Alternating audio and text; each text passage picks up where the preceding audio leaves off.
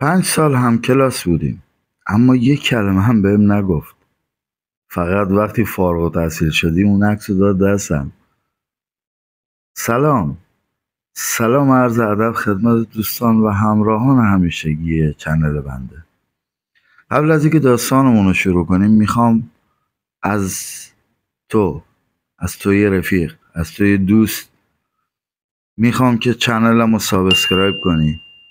کامنت های خوشگلت که میدونم مثل دلتون خوشگله بذاریم برای داشتون و لایک و اشتراک گذاری هم دارم.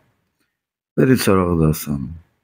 5 سال توی یک کلاس نشستیم، نه با هم حرف زدیم نه سلام کردیم، ولی همیشه زودتر از همه می اومد. همون نیمکت پشت من می نشست.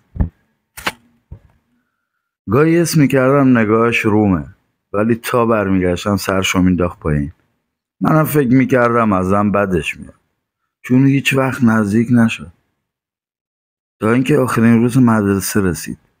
وقتی مراسم تموم شد من داشتم میرفتم که یهو صدام کرد. برگشتم. گفت اینو نگه دار لطفا و یه عکس داد دستم.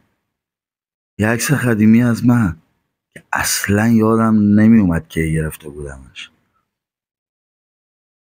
پشتمو کردم بهش، خواستم ازش تشکر کنم ولی دیگه نبود. حقیقت نبود. حتی تو عکس دست جمعی اون روزم هیچ اثری از اون نبود. تا اگه جای من بودی دنبالش میگشتی یا میذاشتی بره. دلم میخواد نظر تو کامنت ها برام بنویسی. ممنون از اینکه منو حمایت کردی، ممنون از اینکه تا آخر کلیپ موندی و گوش دادی. برات آرزوی بهترینا رو دارم و اینکه بازم میگم حمایت یادتون نره. مرسی.